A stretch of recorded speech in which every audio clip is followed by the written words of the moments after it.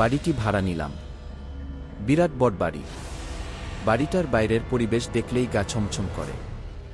বাড়ির দক্ষিণ দিকে বড় বাঁশঝাড়, উত্তর দিকে বেশ বড়সড় একটা পুকুর। পুকুরটার পানি খুবই পরিষ্কার। গরমের সময় তাই বেছে বেছে দক্ষিণ দিকের রুমটাই থাকার জন্য ঠিক করলাম। আমাকে সব সময় সাহায্য করার জন্য গ্রামে একটা সাহসী ছেলেকে কাছে রাখলাম।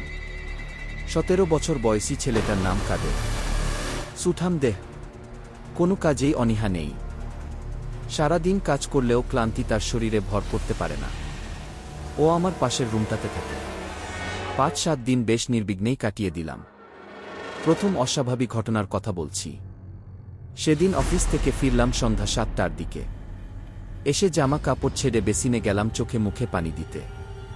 পানি ছেড়ে আয়নাতে তাকাতেই মনে হলো একটা আলোর রেখা পিছন থেকে সরে গেল। পিছনে তাকিয়ে কিছুই পেলাম না। ভাবলাম দেখার ভুল। কিন্তু কিছুক্ষণ পর একই ঘটনা আবার ঘটল। আলোটা এক দেয়াল থেকে অন্য দেয়ালে যেয়ে মিলিয়ে গেল। যেহেতু এটা ছিল আমার দেখা প্রথম অস্বাভাবিক ঘটনা, তাই কেমন জানি একটা শিহরণ অনুভব করলাম। কাদের একটু পরেই বাজার থেকে আসল। দুজন মিলে রান্নার কাজটা সেরে খাওয়া দাওয়া করতে 10:30টা বেজে গেল। খাওয়া শেষ করেই ও ঘুমাতে গেল। শুয়ে শুয়ে সন্ধ্যার ঘটনার পিছনে কারণ সন্ধান করছি। এমন সময় কারেন্ট চলে গেল। আমার খাটটা উত্তর দক্ষিণ ভাবে, সে করায় দক্ষিণ দিকে পা দিয়ে শুয়ে আছি।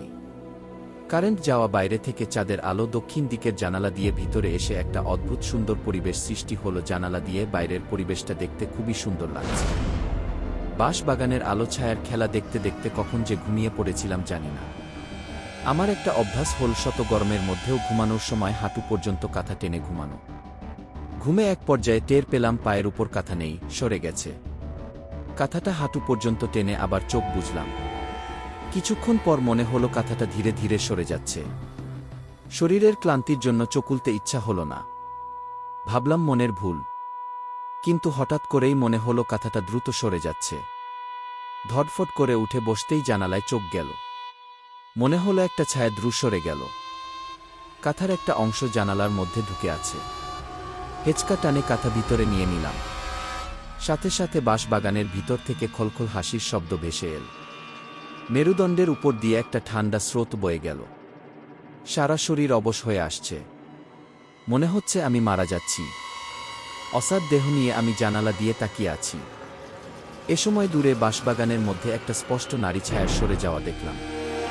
হারিয়ে যাওয়ার শেষ মুহূর্তে সে আমার দিকে এক ঝলক তাকাল। তার চাহনিতে যেন ক্রোধ ফুটে উঠেছে। আমি ঠিক বুঝতে পারছি না এ মুহূর্তে আমার করণীয় কি। অনেকক্ষণ যাবৎ চুপচাপ বসার পর একটু নড়েচড়ে বসলাম। ঠিক তখনই দেখলাম পাশের চেয়ারে ঘটে চলা অপার্থিব এক ঘটনা। চেয়ারটা 1 ইঞ্চি উপর দিয়ে ভেসে ভেসে নড়াচড়া করছে। একটা ছন্দে চেয়ারটা ঘুরছে। হঠাৎ করে চেয়ারটা ফুট 2 উপরে উঠে গেল এবং চেয়ারটার পিছনে থাকা অদৃশ্য কেউ চেয়ারটাকে সশব্দে মাটিতে ছুড়ে দিল। গলা থেকে একটা ভয়াল আর্তচিৎকার বেরিয়ে এল। সাথে সাথে পাশের রুম থেকে কাদের ছুটে এল। কি হয়েছে ভাইজা, খারাপ স্বপ্ন দেখছেন? আমি কোনো কথা বলতে পারছি না। কোনো রকমে উচ্চারণ করলাম পানি। পানি খাওয়ার পরপরই কারেন্ট এসে গেল। কাদের রুমে চলে গেল। জানালা বন্ধ করে বাতি জ্বালিয়ে সারা রাত মিউজিক শুনলাম। বিশ্বস্ত জানতে পারলে কলিগদের মধ্যে হাসির রোল পড়ে যাবে। এটা ভেবেই আমি কাউকে কিছু বললাম না, এমনকি কাদেরকে ও না। বিকালে বাসায় ফিরে যতক্ষণ সম্ভব কাদেরের সাথে থাকার চেষ্টা করলাম। রাত 11টার দিকে কাদের শুতে গেল। আজ জানালা বন্ধ রাখলাম এবং সারা রাত বাতি জ্বালানো ব্যবস্থা করলাম। সে রাতে বিশেষ কিছু ঘটল না। তবে একটা অদ্ভুত স্বপ্ন দেখলাম। পরের দিন বিকালে অফিস থেকে ফিরে যথারীতি বেসিনে হাত মুখ ধুতে গেলাম। ট্যাপ ছাড়লাম কিন্তু পানি পড়ছে না। ভাবলাম পানি নেই। কাদেরকে মোটরটা ছাড়তে বলব, তখন দেখি ফুল স্পিডে পানি পড়ছে। পানিতে হাত দিতেই পানি পড়া বন্ধ হয়ে গেল। ট্যাপ বন্ধ করে যখন রুম থেকে বেরিয়ে যাচ্ছি তখন কোথা থেকে এক ঝাপটা পানি এসে সমস্ত শরীর ভিজিয়ে দিল। আমি দ্রুত রুমে চলে গেলাম। ভয়ে গলা শুকিয়ে আসছে। কাদেরকে ডেকে একটু কথা বলায় ভয়টা হালকা কমল। রাত 11টার দিকে কাদের ঘুমাতে যাওয়ার পর আমারও হালকা তন্দ্রা আসলো। একটা অদ্ভুত শব্দে আমার ঘুম ভেঙে গেল। মনে হলো কেউ নুপুর পায়ে হাঁটছে। প্রায় 1 ঘন্টা জেগে শব্দটি আবার শোনার জন্য অপেক্ষা করলাম। কিন্তু কোনো শব্দ শুনলাম না। এবার ঘুমানোর চেষ্টা করব, ঠিক তখন স্পষ্ট শুনলাম আমার মাথা থেকে একটা নুপুরের শব্দ পায়ের পাশ দিয়ে জানালা পর্যন্ত যেয়ে থেমে গেল। সারা রাতে আর কিছুই ঘটেনি, তবে সেই অদ্ভুত স্বপ্নটা আজও দেখলাম। ৬-৭টা রাত পার হয়ে গেল। রাতগুলোতে মাঝে মাঝে আমি গভীর কান্নার শব্দ শুনেছি, তবে প্রতি রাতেই আমি ওই অদ্ভুত স্বপ্নটা দেখেছি। স্বপ্নটা ছিল এরকম, বাড়িটার সামনে শত শত লোক, সবার চোখে মুখে আতঙ্ক। বাড়িওয়ালার চোখ অশ্রুসিক্ত, সে সবাইকে কিছু একটা বলছে। এই স্বপ্নটাই প্রতিদিন দেখেছি, তবে আজ রাতের স্বপ্নটার কথা মনে হলেই গা শিউরে উঠছে, অস্থিরতা বেড়ে যাচ্ছে। আজ দেখলাম বাড়িটার সামনে শত শত লোক, সবার চোখে মুখে আতঙ্ক। বাড়িওয়ালা অশ্রুসিক্ত চোখে বলছে, আমি ওকে বাড়ি ভাড়া দিতে চাইনি, আমার কথা শোনেনি। এখানে আসার পর এত কিছু ঘটল, কিন্তু আমাকে কিছুই জানায়নি। কি সবাই দুটি কাফনে মোড়া লাশকে ঘিরে দাঁড়িয়ে আছে। কারো কারো মুখে বেশ কয়েকবার সুইসাইড কথাটা শুনলাম। সবচেয়ে স্পষ্ট যে কথাটা শুনলাম সেটা হলো অমাবস্যা। কেউ কেউ বলছে অমাবস্যা রাতে এ বাড়িতে এমনই হয়।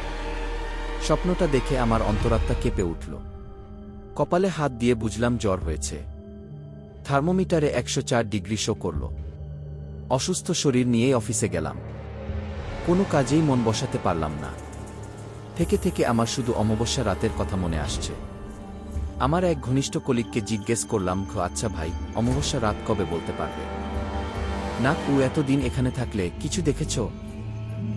কি দেখেছ? পায়ের ছাপ। প্রায় প্রতিদিন সকালেই অসংখ্য ছোট বাচ্চার পায়ের ছাপ দেখেছি, আর কান্নার শব্দ শুনতাম। বাচ্চার কান্নার শব্দ। আচ্ছা, অমাবস্যা রাতে এ বাড়িতে অনেক কিছু ঘটে, তাই না? কি আমাদের তো মেরেও ফেলতে পারে, তাই না? কি আমি আর একটা কথা অনেক সাহস করে জিজ্ঞেস করলাম, অমাবস্যা কবে? এ প্রশ্নে ও কিছুটা চমকে উঠল। বেশ কিছু সময় পর মাথা নেড়ে বলল, জানি না। 10:30টার দিকে শুয়ে পড়লাম। বাইরে একটা ডাহুক পাখি ঘন ঘন ডাকছে। 11টার দিকে কারেন্ট চলে গেল। উঠে মোমবাতিটা জ্বালিয়ে শুয়ে পড়লাম। চোখে ঘুম ঘুম ভাব এসেছে। ঠিক তখনই মনে হলো আমার মাথার কাছে কেউ ফিসফিস করে কথা বলছে। আমি নড়ে উঠলাম। এ সময় চোখ গেল ফ্যানের দিকে। দেখি সেটার পাখাগুলো জোরে জোরে কাঁপছে। ঠিক এমন সময় পাশের রুম থেকে কাদেরের ভায়াল চিৎকার শুনে আমিও চিৎকার করে ওর রুমে ছুটে গেলাম। যেয়ে দেখি ও মাটিতে গড়াগড়ি খাচ্ছে আর ওর কানের নিচ দিয়ে রক্ত গড়িয়ে পড়ছে। আমাকে দেখামাত্রই আমার পা জড়িয়ে ধরে বলল, কি ওরা আমাকে মেরে ফেলবে, আমাকে বাঁচানবি। শক্ত কিছু দিয়ে মারার চিহ্ন দেখলাম। ওকে আমার রুমে নিয়ে এসে ক্ষত জায়গাটা গামছা দিয়ে বেঁধে দিলাম। দুজন পাশাপাশি বসে আছি, কারো মুখে কোনো কথা নেই। পাশে টেবিলে রাখা মোমবাতিটা টিম টিম করে জ্বলছে। হঠাৎ করে দরজার পাশ দিয়ে নুপুরের স্পষ্ট শব্দ শোনা গেল। মনে হলো নুপুর পায়ে কেউ দৌড়ে গেল। ও আমার আরও কাছে সরে এল। সাথে সাথে পাশের ঘরের আয়নাটা সশব্দ ভেঙে পড়ল। আবার নুপুরের শব্দ শোনা যাচ্ছে। আমার দরজা পর্যন্ত এসে থেমে গেল। এবার মনে হচ্ছে আমাদের দিকেই আসছে। ঝুম ঝুম ঝুম। হঠাৎ করেই মোমবাতিটা নিভে গেল। অন্ধকারের একছত্র অধিপত্য কায়েম হল। অন্ধকারের বুক চিরে আবার নুপুরের শব্দ এদিকেই এগিয়ে আসছে। কাদের আমাকে জড়িয়ে ধরল। হঠাৎ কাদের গগন বিদারী চিৎকার দিয়ে রুম থেকে ছুটে বেরিয়ে গেল। মোবাইলের আলো জ্বেলে ওর পিছনে দৌড়াতে যেয়ে কিছু একটাতে বেঁধে পড়েই জ্ঞান হারালাম। যখন জ্ঞান ফিরল দেখি মোবাইলের টর্চটা তখনও জ্বলছে। চারিদিকে গাঢ় অন্ধকার। একটা ভেজা ফ্লোরে আমি পড়ে আছি। প্রচণ্ড দুর্বল শরীরটাকে কোনো রকমে টেনে তুললাম। টর্চের আলোতে দেখি ফ্লোরটা রক্তে ভিজে গেছে। কপালে প্রচণ্ড ব্যথা। ধীরে ধীরে কাদেরের রুমে ঢুকলাম। ঢুকে এক বীভৎস দৃশ্য দেখে চিৎকার দিয়ে বেরিয়ে এলাম। কি মনে করে ওই ঘরে আবার ঢুকলাম। ফ্যানের সাথে দড়ি দিয়ে ঝুলে আছে দেহটা। চোখ দুটো কোটর থেকে বেরিয়ে পড়েছে। জিহ্বাটা ইঞ্চি তিনেক বাইরে বেরিয়ে আছে। মাথাটা ঘুরে নিচে পড়ে গেলাম। একটা সাদা কাগজের উপর মোবাইলটা ছিটকে পড়ল।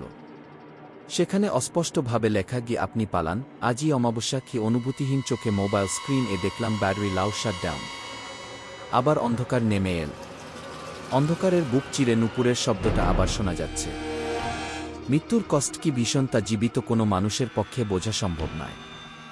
সাধারণ এবং স্বাভাবিক মৃত্যু আমাদের সবারই কাম্য। কিন্তু তারপরও অনেককেই পেতে হয় অস্বাভাবিকতা। মৃত্যু পরবর্তী কাজ হচ্ছে কবর দেয়া। কিন্তু আজব এ পৃথিবীতে অনেক কিছুই ঘটে। ভুলবশত জীবিত অবস্থায় কবর দেয়া হয়েছে এমন কিছু সত্যিকার কাহিনী নিয়ে পড়ুন। Virginia McDonald 1851 New York. অসুস্থ হয়ে মারা যাবার পর একে কবর দেয়া হয়। কিন্তু তার মা বিশ্বাস করতে পারছিলেন না যে ভার্জিনিয়ার মৃত্যু হয়েছে। তাকে কেউই মানছিলেন না। সবাইকে অন্তত একবার কবর খোঁড়ার জন্য অনুরোধ করেন তিনি। অনেক চেষ্টার পরে কবর খোঁড়া হয়। মায়ের বিশ্বাসই ঠিক হল। দেখা গেল ভার্জিনিয়া কবরে তার কাপড় ছিঁড়ে ফেলেছে এবং নিজের হাত কামড়ে মাংস আলাদা করে ফেলেছে। তার কবরে ভেতরে এভাবেই মৃত্যু হয়। Madam Blunden 1896 England. Collins 1886 Canada. এ মেয়েটাকে কবর দেয়ার কিছুদিন পরে মৃতদেহ অন্য জায়গায় সরানোর দরকার হয়।